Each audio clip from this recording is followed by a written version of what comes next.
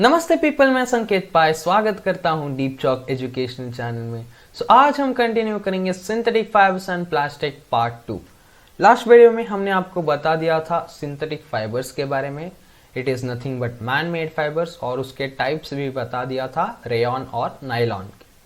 अब आज इस वीडियो में हम जानेंगे पॉलिस्टर और एक्रेलिक के बारे में। ठीक है, पहले हम जानेंगे polyester. First point, fabric made from this fiber does not get wrinkled easily, remains crisp, easy to wash and quite suitable for making dress material।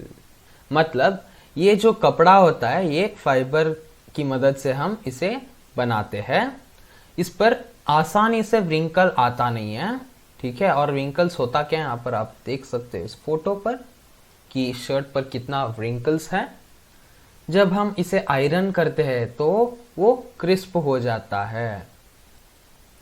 इसे धोने में बहुत आसान होता है और ये ड्रेस मटेरियल बनाने के लिए इट इज अ परफेक्ट कपड़ा या fabric. Next point, terylene a popular polyester and can be drawn into very fine fibres that can be woven like any other yarn. मतलब ये जो टेरिलिन होता है it is a first of all polyester आपको पता है। ठीक है, और ये भी हम फाइबर की मदद से ही बनाते हैं, और ये दूसरे धागों की तरह इसे भी हम आसानी से इसको सिला सकते हैं। धागों की तरह हम इसे भी सिला सकते हैं। ठीक है, next point, PET is a very familiar form of polyester used for making bottles, utensils, films, wires and many other useful products. So first of all हम जान लेते हैं PET का मतलब क्या है। So PET is a polyester। इसका full form क्या है? पेरीएथिलीन टेरिफेटालाइट। ठीक है, PET का फुल फॉर्म है दिस वन, पॉलीएथिलीन टेरिफेटालाइट। ओके, हम इसे बॉटल्स बनाने के लिए, यूटेंसिल्स बर्तन बनाने के लिए, फिल्म्स, ओल्डन टाइम्स में क्या होता था, हम इन फिल्म स्ट्रिप्स को यूज करते थे फिल्म देखने के लिए। सो इन फिल्म स्ट्रिप्स बनाने के लिए वी यूज पेट पॉलिस्टर, और wires and many other useful products. दूसरे प्रोडक्ट्स बनाने के लिए हम पेट यूज करते हैं। ओके, नेक्स्ट पॉइंट, स्वेटर्स और blankets used in winter are actually not made from natural wool most of the time. Sweaters आपको पता है जो आप विंटर सीजन में जो पहनते हो, और ब्लैंकेट्स आपको पता है ये भी हम विंटर सीजन में ही डालते हैं जब हम सोते हैं। सो यूज्ड इन विंटर यहाँ पर लिखा है। ठीक है, वेरी गुड। सो ये जो है नेचुरल ऊन से हम बनाते नहीं हैं। क्यों बनाते नहीं हैं ये हम जानेंगे। These are prepared from another type of synthetic fibre called acrylic. So acrylic जो है it is one of the synthetic fibres. ठीक है, ये जो स्वेटर्स जो है ज्यादातर हम उल की नहीं बनाते। क्यों नहीं बनाते हैं? Because we made of acrylic. Acrylic जो सिंथेटिक फाइबर है उसकी मदद से हम इन स्वेटर्स को बनाते हैं। लेकिन क्यों बनाते हैं? एक्रेलिक से क्यों बनाते हैं? As wool is obtained from natural sources is quite expensive, whereas clothes made from acrylic are relatively cheap, durable and available in a variety of colors। हम acrylic की मदद से क्यों बनाते हैं स्वेटर्स को? Because they are cheap, मतलब सस्ता है, टिकाऊ होता है, ड्यूरेबल, और ये हमें बहुत कलर्स में या रंग में हमें मिल जाते हैं। फर्स्ट ऑफ ऑल आपको पता है ऊन जो है it is a natural fibre, तो क्या हो जाता है ये बहुत एक्सपेंसिव होता है, इसलिए हम एक्रेलिक को यूज करते हैं। और एक्रेलिक सस्ता होता है, टिकाऊ होता है, और हमें बहुत रंग में भी मिल जाता है। Last point, synthetic fibres melt on heating. This is actually a disadvantage. हाँ, सो सिंथेटिक फाइबर्स जब हम इसे गरम करते हैं या इस पर आग लग जाती है तो ये मेल्ट हो जाता है, पिघल जाता है।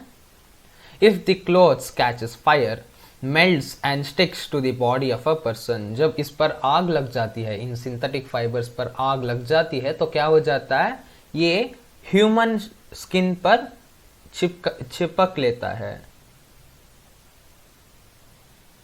Which is a disadvantage. इसलिए हमें इसे किचन और लैबोरेटरी में सिंथेटिक फाइबर्स के जो कपड़े होते हैं इसे हमें पहनना नहीं चाहिए।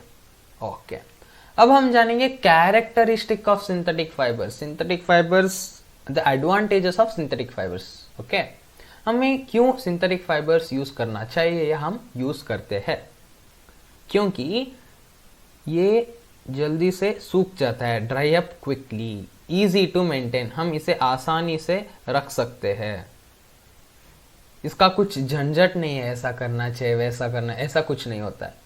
हम आसानी से इसे पहन सकते हैं या इस्तेमाल कर सकते हैं।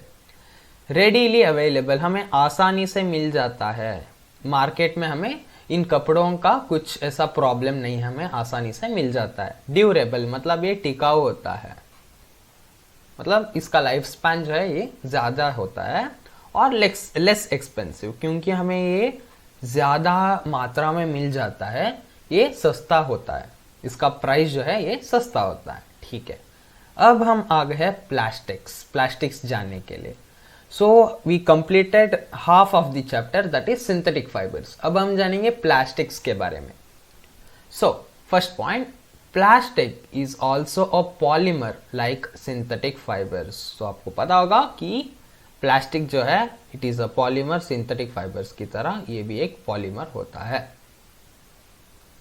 All plastic do not have the same type of arrangement of units.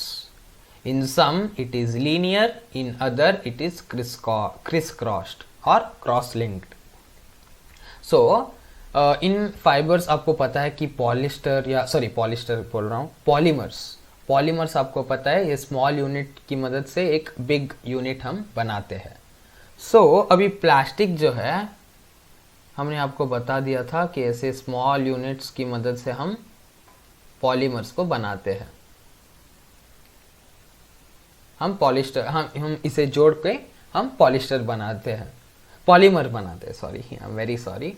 वैसे ही इसका जो अरेंजमेंट होता है, प्लास्टिक्स का जो अरेंजमेंट होता है, ये ज़्यादातर हमें लीनियर मतलब स्ट्रेट मिल जाता है, इनका अरेंजमेंट हमें स्ट्रेट मिल जाता है, या हमें क्रॉस लिंक्ड मिल जाता है, क्रिस क्रॉस मिल जाता है, मतलब ऐसे होता है, इनका अरेंजमेंट हमें ऐसे भी मिल जाता है। दूसरे पॉलिस्टर्स हमें ऐसे मिलते हैं, यहां पर आप देख सकते हो।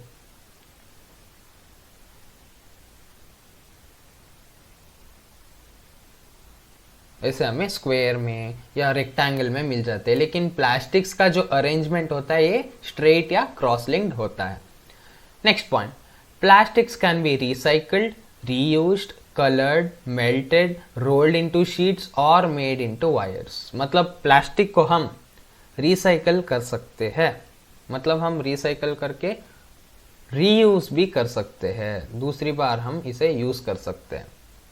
हम इसे किसी भी तरह कलर कर सकते हैं, इस पर रंग डाल सकते हैं, इसे हम पिघला सकते हैं, मेल्ट कर सकते हैं, और हम इसे इनका शीट्स भी बना सकते हैं। सो आपने शीट्स तो देखा होगा, जो आपके घर के बाहर जो गेट्स होते हैं वहाँ पर हम इस्तेमाल करते हैं इन प्लास्टिक शीट्स का, और मेड इनटू वायर्स, हम इसे प्लास्टिक वायर्स भी आपने देखा होगा जो बहुत ही मजबूत होता है।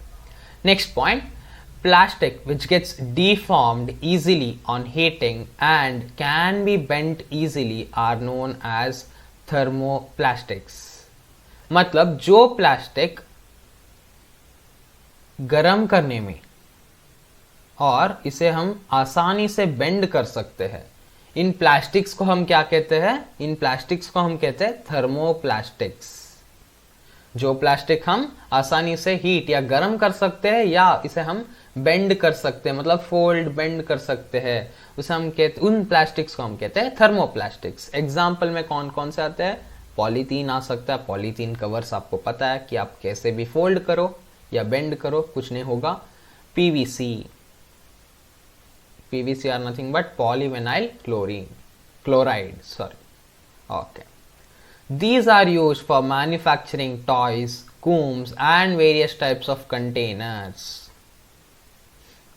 So हम इन प्लास्टिक्स को, थर्मोप्लास्टिक्स को हम टॉयज बनाने के लिए, खिलौना बनाने के लिए, कूम्स बनाने के लिए, और कंटेनर्स, प्लास्टिक कंटेनर्स आपको पता है जब आप स्विगी पर ऑर्डर करते हो, किसी फूड को ऑर्डर करते हो तो हमें जल्दी से खाना पड़ता है। क्यों खाना पड़ता है? क्योंकि जब गर्म उसमें खाना होता है तो प्लास्टिक मेल्ट हो जाता है और उनके केमिकल्स आपके खाने के साथ मिल जाता है, इसलिए हमें बहुत जल्दी जब एक पार्सल आ जाता है हमें उसे दूसरे यूटेंसिल में हमें उसे ट्रांसफर करना पड़ता है, नहीं तो वो प्लास्टिक मेल्ट हो जाता है। Next point, plastic when moulded once cannot be softened by heating. These are called thermosetting plastics. मतलब हम इन प्लास्टिक्स को बस एक ही बार एक शेप दे सकते हैं। जब हमने एक शेप दे दिया है और उसे मेल्ट करके हम दूसरा शेप पे उसे चेंज नहीं कर सकते हैं। इन प्लास्टिक्स को हम क्या कहते हैं? इन प्लास्टिक्स को हम कहते हैं थर्मोसेटिंग प्लास्टिक्स। फर्स्ट यहां पर आपको पता है थर्मोप्लास्टिक हम इसे मेल्ट और हीट कर सकते हैं, लेकिन थर्मोसेटिंग प्लास्टिक्स हम उन्हें हीट नहीं कर सकते हैं। Example of thermosetting plastic that is bakelite and melamine. Next point, bakelite is a poor conductor of heat and electricity. Bakelite मतलब ये जो यहां पर आप देख रहे हो इन हैंडल्स को, दीज आर नथिंग बट बेकेलाइट्स, ठीक है। ये जो हैंडल्स जो है ये बेकेलाइट की मदद से हम बनाते हैं। This is nothing but a thermosetting plastic. Bakelites are nothing but thermosetting plastics. So हम इसे आसानी से हीट नहीं कर सकते हैं और they are bad conductor of electricity, मतलब इस पर शॉक नहीं लगेगा, हमें आसानी से शॉक नहीं लगेगा। सो दे आर बैड और poor conductor of heat and electricity. So used for making electrical switches, handles of various utensils etc. So इन बेकेलाइट्स को हम कहाँ पर देख सकते हैं या इस्तेमाल किया जाता है? हम इसे स्विचेस पर, इलेक्ट्रिक बोर्ड्स जो होते हैं वहाँ पर प्लास्टिक जो यूज करते हैं, उन प्लास्टिक, वो जो प्लास्टिक होता है that is nothing but bakelites. Handles of various utensils हमने अभी अभी आपको दिखाया, these are nothing but bakelites. Okay, last point, melamine is a versatile material. It resists fire and can tolerate heat better than other plastics and used for making floor tiles, kitchenware and fabrics.